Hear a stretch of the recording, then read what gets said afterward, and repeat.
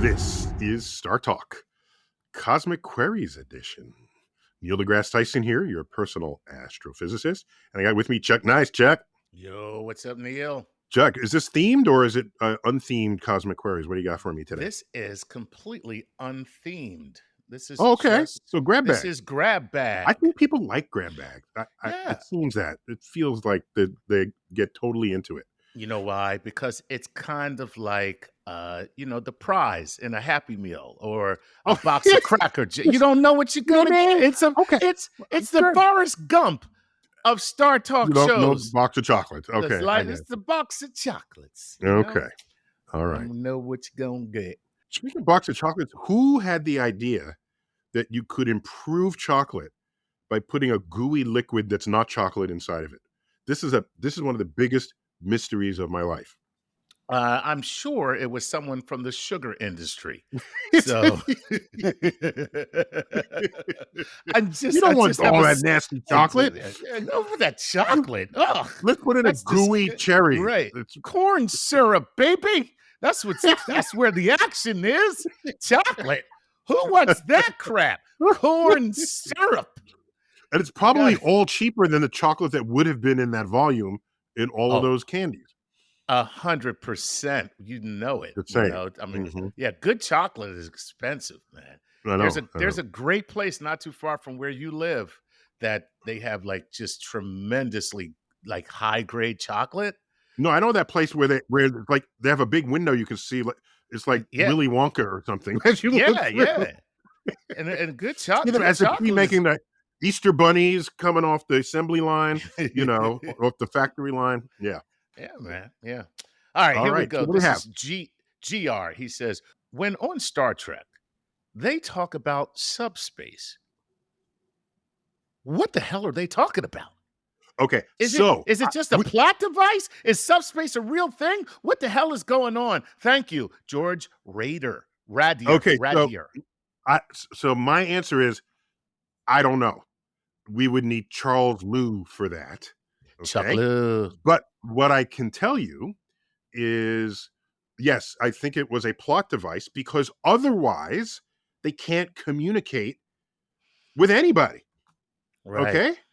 Ignoring whether it exists in reality or could exist in reality, I don't even know how it works within the world of Star Trek. But Charles Liu knows it. So we'd have to do an emergency call to him. Gotta get Chuck on the line. But as a plot point, you need that because without it, how are they going to talk back to, headquarters? Because if you send a signal and they're halfway across the galaxy, that signal will take 50,000 years to reach them. Yes. And a round trip will take 100,000 years if one of them is in the middle of the galaxy and one is at the edge. So you need some way for signals to reach their destination as though you're just having a phone call with them. And they're talking in real time. Basically real time, correct. Yeah, correct. It's like... So as I understand it, subspace enables this. Otherwise, communication would just be pointless and impossible. Witty repartee would not be a thing. We can't even talk to Voyager 37 hours at a time. It takes us to talk to Voyager.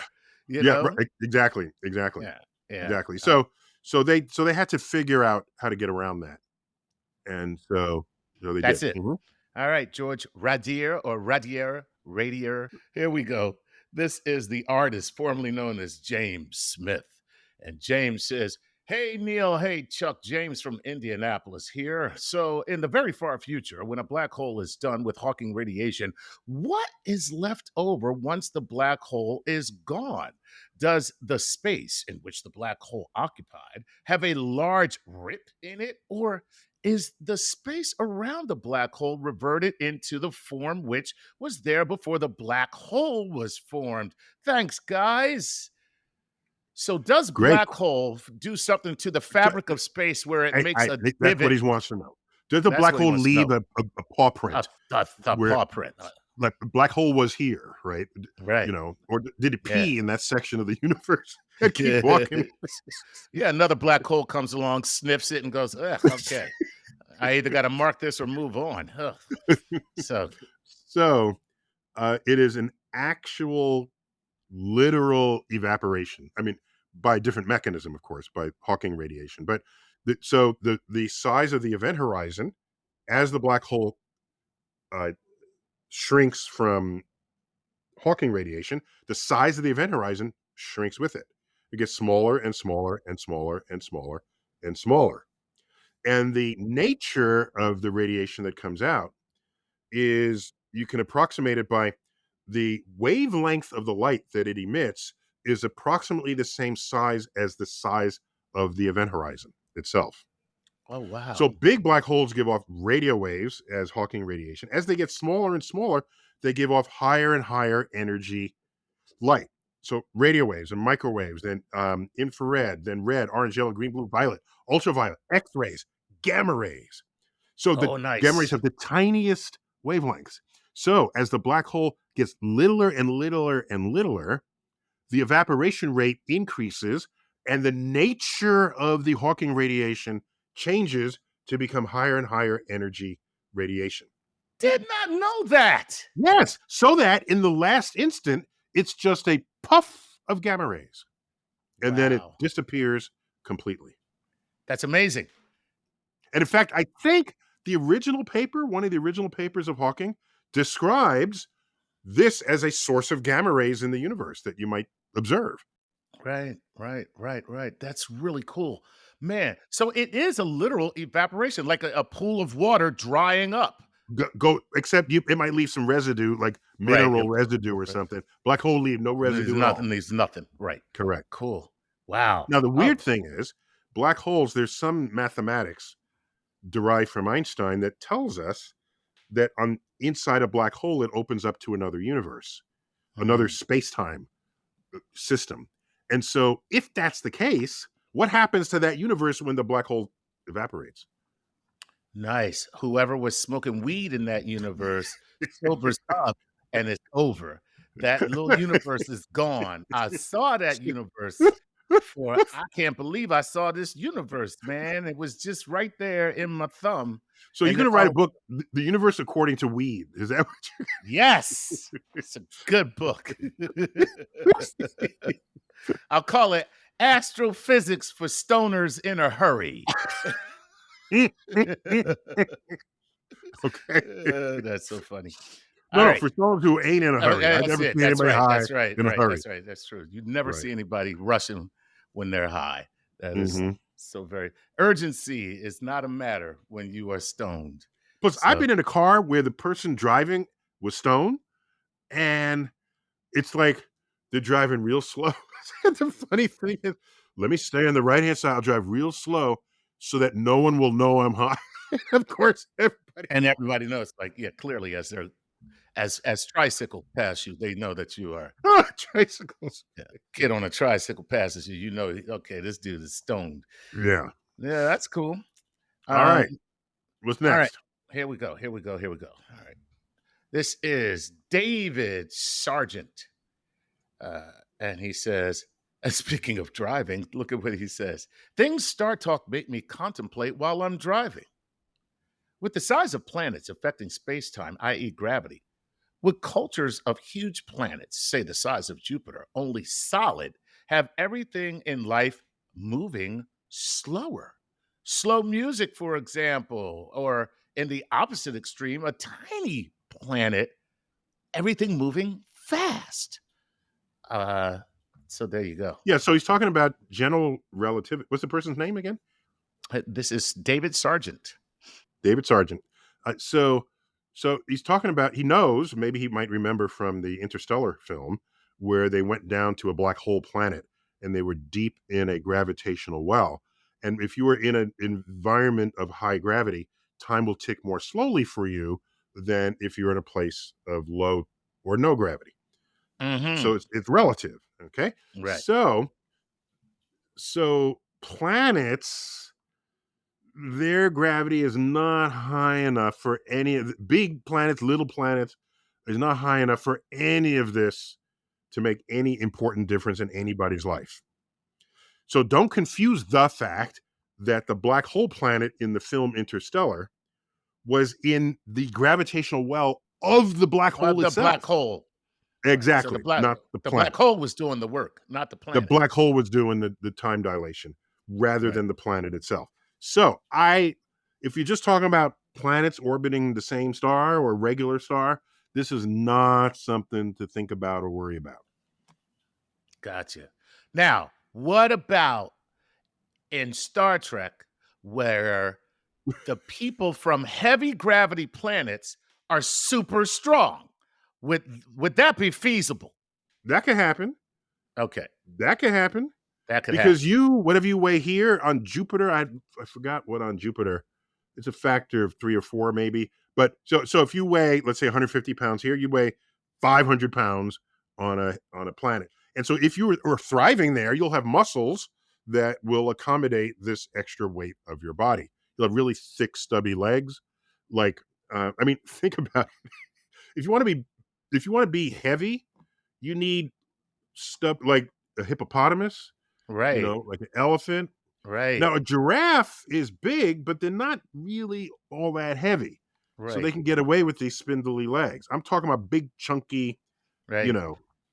So if you put a giraffe on a heavy planet, break its legs, Yeah, it'll crush itself. crush itself, right, correctly. Whereas a hippo probably do just fine. Right, exactly. No, Yeah. no. So yeah, so your physiology would have to be strong enough to accommodate that. And then you come to a light planet like Earth, and you would be stronger than other people probably, is my guess. I am from Jupiter. Okay. In a movie, what was the movie? This kid was born on Mars, The Space Between Us. There was an astronaut. It takes about 9 months to get to Mars. There was an astronaut who got on board, and I don't remember the plot line whether she knew or did not know if she was pregnant. Okay. Or Oh, she like made love the night before she went on. But anyhow, she gives birth on Mars. And NASA has to keep that covered up because you no, you can't. So this kid was a secret kid raised on Mars. And then they brought him back like in his teens, and the Earth gravity was like so heavy because Mars you weigh less. So he was right, feeling the stress of Earth's right. gravity. And yeah. That actually sounds like my life. I too had a secret kid. I forgot all about that. Yeah, That's with the that's maid. with the maids. That's right. Yeah. Oh, okay. Chuck, you don't let nothing go by here. No, no. Well, listen, he look. God bless him. That's all I can say. Hi, I'm Neil deGrasse Tyson, your personal astrophysicist. And I'm Lindsay Nix Walker, senior producer of StarTalk. And Neil and I just co-authored a brand new StarTalk book coming out September 12th. Yeah, this is the third in a series of collaborations with National Geographic Books.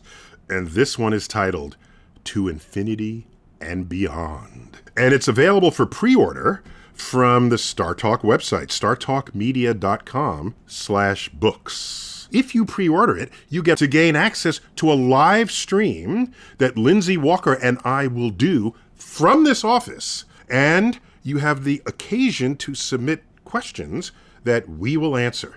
That's right. If you pre-order from startalkmedia.com/books, we'll answer your questions about the book, the universe, Neil's favorite kind of cheese, whatever you want. All right. So we'll see you there, and we'll see you then.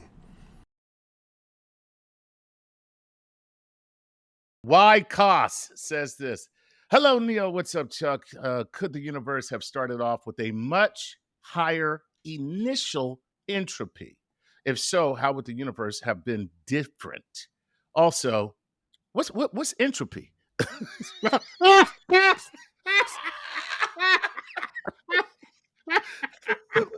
Thanks a million. I All right, love that. that's pretty funny. Okay, so uh, ent- entropy is we quantify it in physics, but in a spoken way, entropy is a way to measure how disordered a system is. So if let's take you have a rectangular box, and there's Okay. air inside the box. And I take all the air and shove it to one half the box. Okay. And the other set part of the box, there's nothing. Okay. That is more ordered than it would become if I remove the separator from the middle of that box. Because if I remove the separation, what would happen? All the air would just rush all over the place, and all the molecules in the air would be like, right? Yeah, it would just become evenly spread throughout. And so, because the air would just do that naturally, that is going from a high ordered state to a lower ordered state. Gotcha. And, and another one, I have a glass of water, Right. and I take a drop of ink and I drop it into one corner of the one little bit. And in that moment, there's ink here and there's water everywhere else. There's an ordering to that. Okay. Because you can point to something here and it's not there, and that's over there and it's not over here. You give it time, the ink dissipates Gets all caught into up in everything. all the molecules that take it in, Mm. and the ink gets completely spread. In my high That's why we school, don't. That's why we don't want no ink moving in our neighborhood, because that's how it happens. That's how it happens.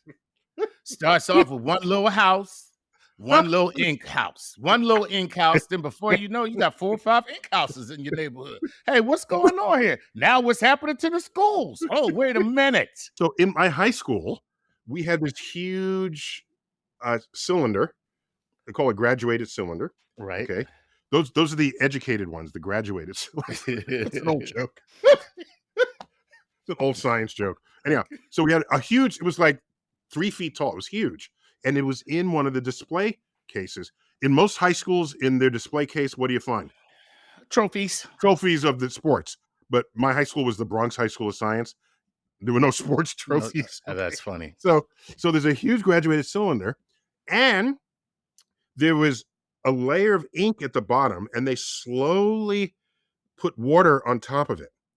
And throughout the year, you would watch the ink work its way up into this cylinder.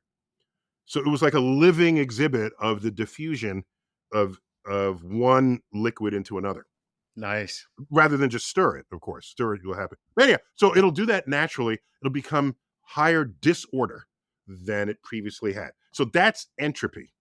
Okay. Okay. So we were very highly ordered at the beginning of the universe, Right. because all the matter, energy was all in one place, in one very localized place. As stuff expands, it's like the gas going into the other half of the thing, like the ink going into the thing. The entropy, so it was highly ordered. And so then we go to high disorder as the universe expands. And so there you have it. And the end of the universe is total disorder. No order at all. There'll be no machines, no phenomenon. Because if there's a phenomenon, it means there's order to make the phenomenon Make it happen. happen. Right. Okay. Mhm. If everything is completely spread out, nothing can happen. So we will die. The universe will end not with a bang, but with a whimper, Mm, and not in fire, but in ice, look at that. as the temperature cools. Yeah. So anyhow, I mean, you can't get more ordered than the universe occupying less than the size of an atom. So you can't really adjust that. That's okay, because everything is very localized. Okay. Okay. So there you go. That's it. All right. Oh, by the way, the disorder is natural in a closed system. So that box is a closed system. You can reverse entropy if you add energy to it. Okay. Oh. We are alive, and our molecules are scattered all over the world. We are a higher order of things than what preceded us here on Earth. Okay. Okay. So religious communities, for the longest while, who knew a little bit about this entropy rule of thermodynamics, said, see, we have order, and that's against the second law of thermodynamics, and so therefore God made us. So you don't hear them give that argument anymore, because one of them must have taught the others, after they took some physics, that Earth is not a closed system. You can't get a closed system and have sunlight. Yes, exactly. I mean, we could only be a closed system with a giant umbrella. Correct. Correct. Completely enclose Earth and watch what happens. All right. So you take out the base of the food chain, which are all the plants that are undergoing photosynthesis. Then you kill all of the animals that depend on the plants. So all the herbivores, the plants die first, then the herbivores, then the animals that live off the herbivores, the predators, they die, and we all die and decompose in the earth. And there you have entropy at work. Look at that.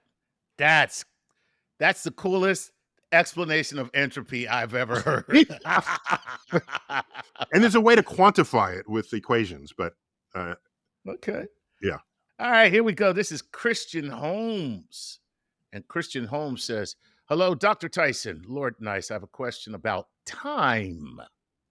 I recently learned from watching Dr. Brian Greene that the fabric of spacetime emerges from quantum entanglement.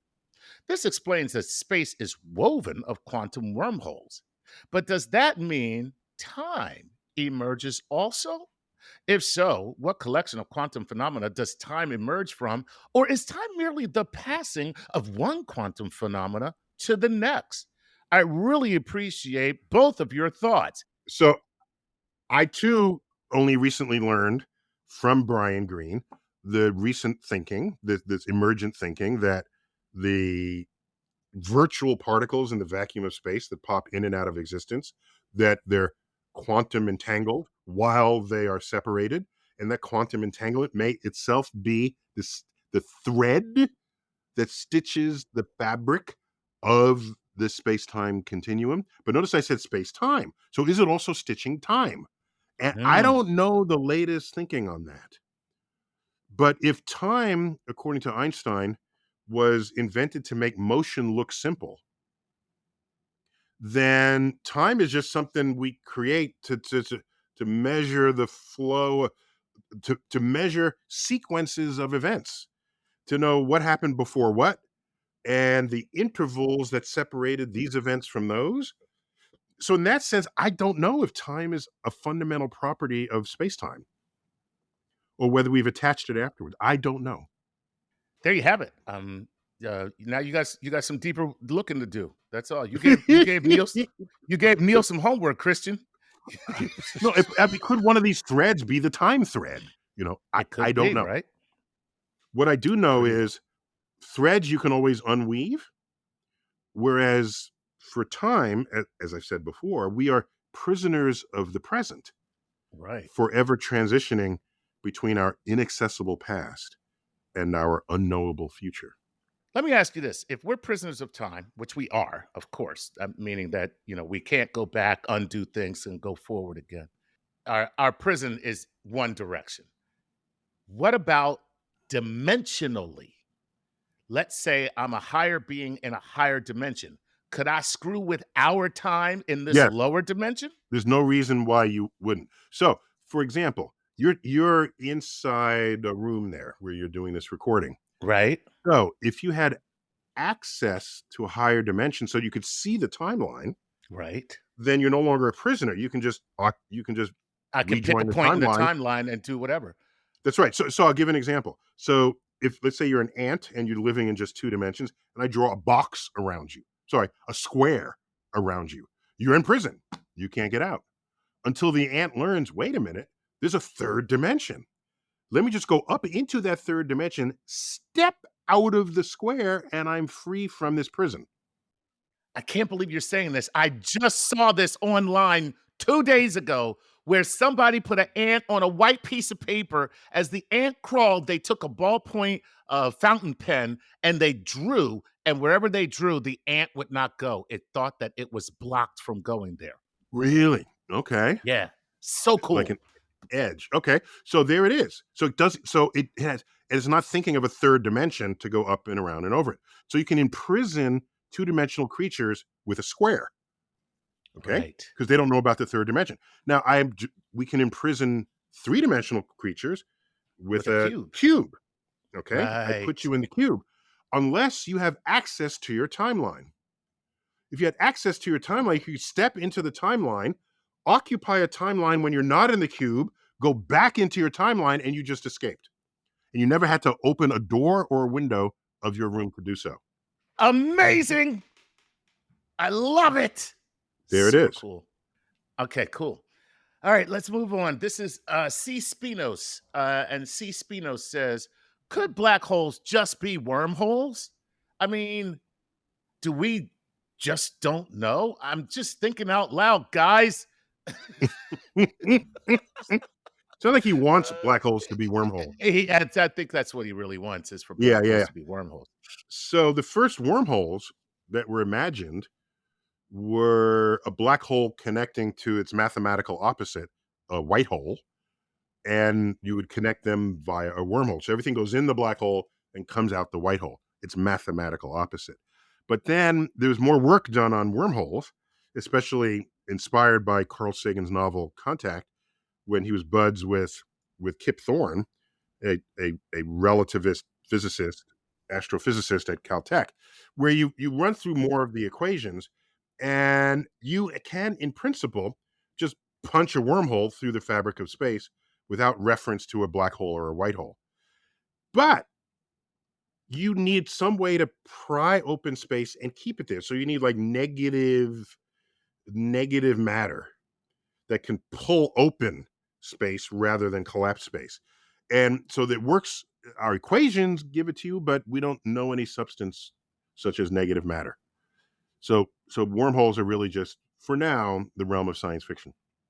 There you go. Look at that. Yeah. But they do work out mathematically. That's fascinating. Yes, they do. Yes, they Yeah, do. that's super cool, man. That is just super cool. All right, this is anthroposcopic Dylan. Love it. Anthropocosmic Dylan. Okay. Greetings, Dr. Tyson and Dr. Comedy. Neil, build off of your past StarTalk episodes. Can you talk about the lineage of the stars? How are the elements that we are made of connected to our sun's generation, or put another way, the cosmic and stellar evolution of the universe? Thank you, Dylan from San Diego. I love it. So in my field, we've binned the star populations into four groups. And just so with Roman numerals, except we have a 0 and the Romans didn't have a 0, right? So there's no 0 in Roman numerals. No 0 in Roman. That's why there's no 0 in the Julian calendar, where they try to put the birth of Jesus at the beginning of the calendar. There's no 0. It went from 1 BC to AD 1. So, but anyhow, you know who invented the 0? Or the Hindus invented the 0, and then it migrated to Baghdad, and then the Arabs did great things with it, and fully developing algebra and other things. Bam! That's a whole other aside. So nice. The first stars in the universe, we call those population 3. Okay? Population 3. Yes. Well, sorry. The stars right here, we call those population 1. Okay? Population 1. What does that mean? It's stars like the sun have a certain amount of heavy elements in it. You can measure them. How much iron, silicon, nitrogen, oxygen, heavier than hydrogen and helium. Okay. Mm-hmm. As we looked in certain parts of the galaxy, we found stars that had way less heavy elements. We call those population 2. Population 2. Okay. Right? These did not have the benefit of multiple generations of stars before them, only maybe a couple of generations of stars, enriching their heavy element abundance. Gotcha. So we're pop 1, those are pop 2. And someone said, well, let's imagine a pop 3, which would be the very first stars, and they have no heavy elements at all. Right. So we are, by this measure, a third generation star system. And if a star born today, we might call that pop 4. No, am I doing it the right way? No, pop 0. I'm sorry, pop 0. Right. Yeah, we might call it pop 0. We should have probably numbered it the other way, but it's the other way so we could keep going. Yeah, keep going. Yeah. And the stars that look like cute little boys that make girls screams would be K-pop. I'm sorry. I shouldn't have done that. I don't know what the hell I was thinking. What? I just Pop 1, 2, 3, and K-pop. Yeah, That was I a took my stretch. daughter to it was crazy. It was That's a I stretch. went to a K-pop concert not too long ago, and There it is. yeah, You're yeah, absolved. and I'm scarred. That's what it is. You're All right. absolved. Okay. All right, let's go back to our questions. And this is Ryan A. He says, "Greetings, Neil. Greeting, your lordship. This is Ryan from Ontario, Canada here. Neil, you once said you had an answer to the simulation theory where either we are first or the last in the series. And since we haven't invented the ability yet, it can't be real. However, what if the simulation is not produced by our species, but another in the universe? Thanks for making my brain bigger every week, Neil." So there you go. That's Ryan A., who wants to know, are Oh, you yeah, so if saying, someone else is just creating us, that's fine. However, it only works as something that's scary if it's self-propagating. All right? That's the whole idea here. The original authentic universe creates a model, a computer universe, and that they believe they have free will, so then they create one, and then they create one, and it's that all the way down until the last one, which hasn't evolved yet to create one. So this is a real universe creating fake universes. right, What you're saying is you want just a super intelligent species that has supercomputers, they're all quantum, and they're that's able fine, to but then they just create make us? us. They have to make a different one, and they make another one, and that's Right. that's more effort. So yeah, it could Yeah, be. could I'm, be. I'm not Okay. denying that, Right. but that you don't get this sort of runaway effect where everybody's making versions of itself within their own computing system. Right. Yeah. Okay. Yeah. Yeah. Your way is more fun, is what you're saying. This is all right. Okay. This is Joe Ingracia. And Joe Ingracia says this: "Hey, Neil. Hey, Chuck. This is Joe from Missouri. If you're in space where you are not affected by any gravity, how do you know if you're going up, down, left, right, or any direction if you don't have any instruments to tell you?" Okay. First of all, nobody said there's no gravity in space. This is one of the biggest delusions that pervades our culture and our storytelling. Yeah, Joe. Why are you so delusional? You go into space en route to the moon. You can't say there's no gravity there because what do you think the moon is orbiting? Right. Okay. The moon feels our gravity and is in orbit around us. This whole notion that space has no gravity comes about because of the way we travel between destinations in space. You know how we do it?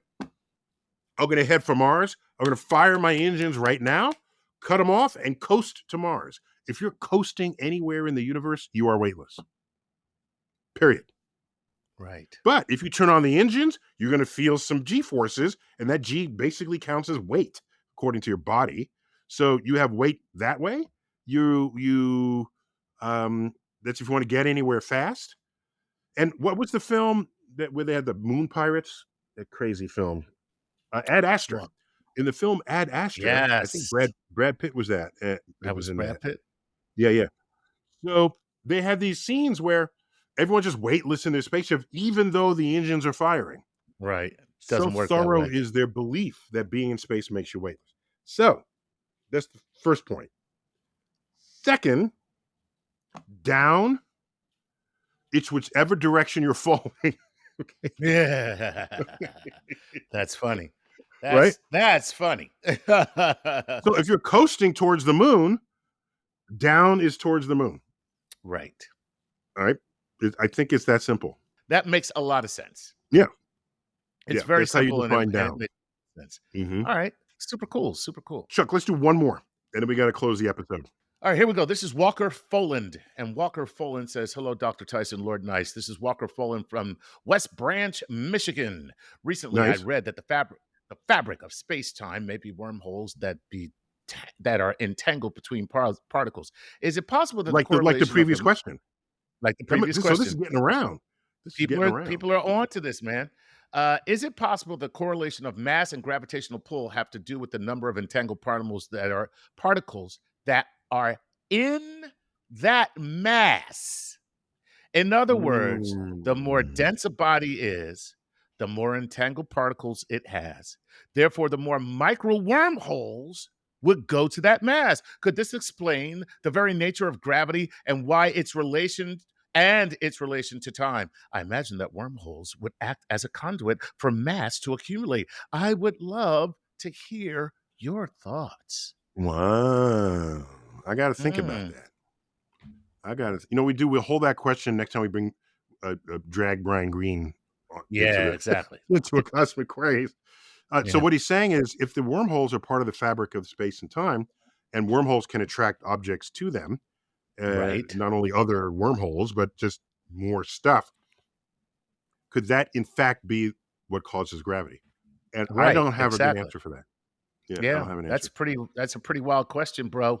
I got to give it to you. How about wild. Margaret Berry here? So now we got to have Brian Greene on. Thanks for giving us a reason to have Brian back.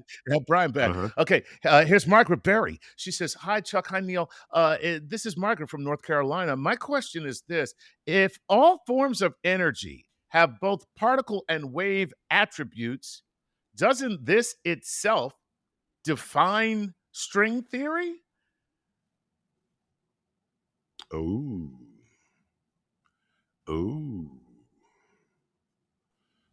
No.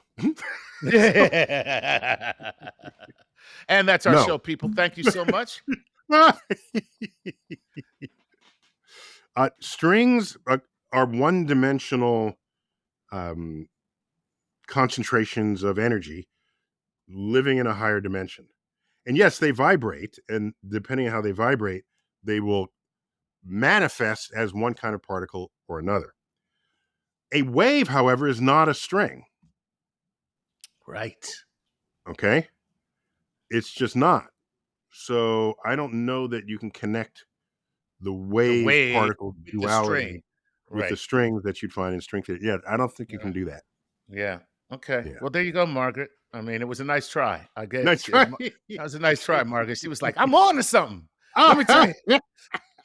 Like, listen, I figured out the string theory. No, that was very cool, Margaret. Thank you. All right, that's all we have. So those are Patreon members at $5 a month get you access to this. So that's all you listen, people. And I think those numbers are growing. So people, maybe this was the carrot that everybody needed. I don't know, but yeah, the numbers are growing. Let me just tell you. We got through a lot today. We don't normally get through this many questions. I think I'm getting better at shortening my answers. That's what that comes down to. We got through a lot. So the Patreon thing is working. For those of you who want to submit your questions, go to patreon.com/StarTalk and sign up for the $5 level, the tier. And for the price of a cup of coffee, you can go ahead and be a part of our Patreon family. All right, that's all the time we got for it, Chuck. All righty. All right, this has been a StarTalk Cosmic Queries Grad Bag Edition. Always fun. Neil deGrasse Tyson here, as always. Keep looking up.